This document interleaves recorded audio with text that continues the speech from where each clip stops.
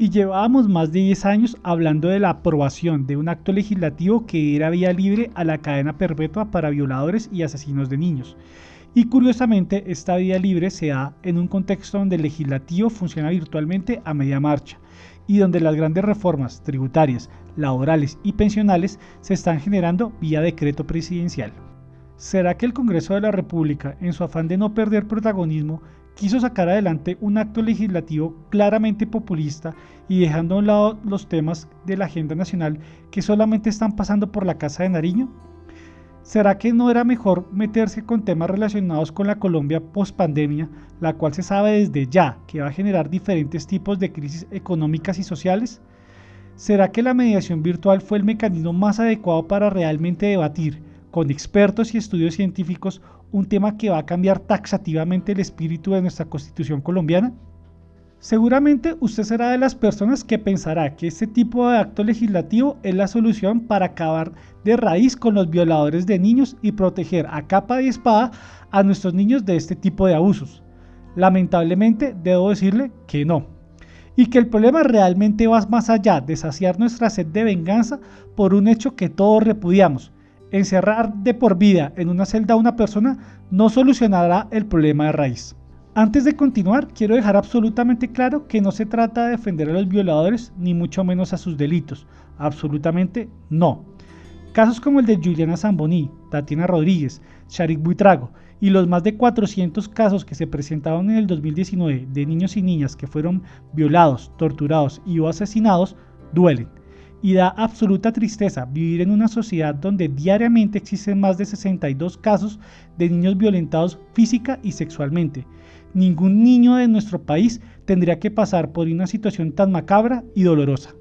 ¿Qué tal para continuar? Dejamos a un lado la cabeza caliente y empezamos a analizar el tema con argumentos a la altura de un debate que toca fibras muy delicadas para muchas personas. Porque si uno mira con detalle y con cabeza fría, se dará cuenta que la cadena perpetua para violadores y asesinos es un sofisma que da la falsa sensación de ser una solución al problema, haciéndonos creer que a partir de hoy no habrá más violadores en las calles del país. Este tema de la cadena perpetua no es nuevo, teniendo como fuente el periódico El Espectador. Del año 2010 al 2018 hubo 6 iniciativas para establecer la cadena perpetua en crímenes en contra de menores de 14 años. Todas fueron archivadas. En la actualidad, los crímenes a menores de edad se convirtieron en un círculo vicioso, en donde un niño es agredido y un político sale a dar declaraciones. Preocuparse por la niñez es loable y entendible, pero este tipo de leyes solo salen a relucir en momentos de efervescencia y respondiendo a coyunturas de dolor generalizado, y haciendo creer que la prisión es la única solución. ¿Dónde quedaron los debates a fondo? Los sustentos científicos que logran afirmar que la cadena perpetua es la solución a este gran flagelo. El endurecimiento de las penas, incluso hasta el nivel de ser vitalicia para los delincuentes, realmente no resuelve ningún problema y poco es lo que previene. De acuerdo con los datos de la Dirección de Investigación Criminal, la Interpol, la Policía Nacional, la Fiscalía General de la Nación, tras la expedición de varias leyes de endurecimiento de penas de varios delitos, los índices de criminalidad no han descendido. E incluso, con el fin de evitar la prisión con penas aumentadas, se cometen más delitos para encubrir los anteriores. A propósito de este tema, hay un artículo de Steven N. Durlife y Daniel Naguin llamado Control de la delincuencia, estrategia y compensaciones, que explica más a fondo las razones de por qué el endurecimiento de las penas no previene la comisión del delito. Ahora, si a esto le sumamos los altos niveles de impunidad en nuestro país, al violador no le interesará dejar de cometer el delito, porque sabrá que la probabilidad de que lo cojan es muy baja. Según la Fiscalía General de la Nación, solo el 5% de los casos que son denunciados pasa algo en el proceso y solo el 1% logra una condena en firme. Lo que se puede concluir que la solución no es el aumento de la pena, sino el fortalecimiento de nuestro sistema judicial. Es decir, la solución está en fortalecer los sistemas de investigación policial que permitan capturar, judicializar y condenar a un violador. Por otro lado, la llamada cadena perpetua para este tipo de delitos técnicamente en Colombia ya existe, pues las penas máximas pueden llegar hasta los 60 años por el abuso de un único menor. Y según nuestras leyes, este tipo de delitos no tienen beneficios en temas de rebaja de pena. Ahora, Si el delito es de acceso carnal violento, tiene una pena de 15 años de prisión. Este suele venir acompañado de otros delitos como el secuestro, la amenaza, el homicidio, las lesiones personales y el concierto para delinquir, entre otros delitos relacionados, lo que puede dejar la pena en un promedio de 25 y 30 años. Según datos de la rama judicial, el agresor sexual promedio en Colombia tiene 39 años de edad, es decir, que cuando termine de cumplir su condena promedio de 25 a 30 años, este tendrá 65 años. Teniendo en cuenta que la experiencia de vida de Colombia es de 73 años y que se disminuye radicalmente cuando se pasa en prisión, con seguridad cuando éste llegue a salir en vida, si lo logra, pocos serán los días de libertad que podrá gozar. Por otro lado, la cadena perpetua no soluciona los traumas de las víctimas. Hay que reconocer que esta sociedad está enfocada en saciar la sed de venganza y poco piensa en las personas más importantes de estos sucesos, las víctimas y sus familias, que son los que cargan los verdaderos problemas y peor aún, los traumas y las secuelas de por vida. Un aspecto más que hay que tener en cuenta es que lamentablemente, y con datos del Instituto Colombiano del Bienestar Familiar, la gran mayoría de abusos sexuales de niños provienen de un familiar cercano. Es decir, que el victimario creció en su entorno y es posible que haya generado un vínculo de cariño y respeto. Cuando los niños viven una situación de abuso se quedan callados porque no conocen que esa situación es irregular. Y el primer error que cometen los padres es no creer en su hijo que es víctima de abuso.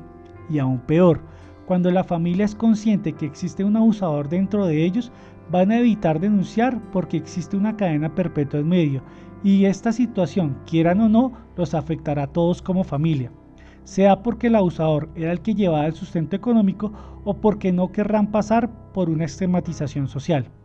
Es decir, la cadena perpetua generará una considerable disminución en la denuncia de familiares abusadores. Hablando financieramente, la implementación de este acto legislativo terminará siendo muy costoso para el Estado colombiano. Según datos del INPEC publicados por la revista Semana, se establece que la manutención de un recluso puede llegar a costar 18 millones de pesos. Es así que con la cadena perpetua, cada cupo penitenciario podría llegar a costar 670 millones de pesos. Que el Estado, incluido usted y yo, nos tocará pagar 29 mil millones de pesos anuales en la manutención de los condenados por abuso sexual. ¿Por qué no invertir esta plata en el mejoramiento de una fiscalía más efectiva y eficiente, o en educación sexual, o en programas que verdaderamente atiendan a las víctimas? Por último, y no menos importante, la cadena perpetua no puede convertirse en una herramienta que busque devolverle al delincuente el mismo dolor que éste le causó a su víctima, porque caeríamos en un sistema de la ley del talión, ojo por ojo, diente por diente. El objetivo del castigo no puede ser generar más daño al agresor. Este tipo de sanciones han sido abandonadas hace muchísimo tiempo por ser consideradas excesivamente cruel. Y aunque lo sean, las cárceles no pueden ser concebidas para que el victimario sufra.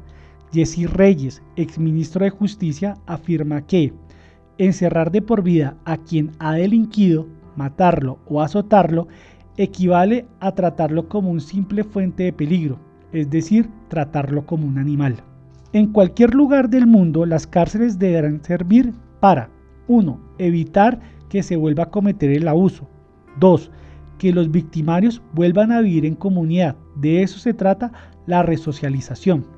El sistema carcelario no puede seguir siendo concebido como una bodega de delincuentes que se arrojan para que se pudran de por vida, sino como un espacio donde realmente se atienda la pobreza, la salud mental, la falta de oportunidades y los traumas.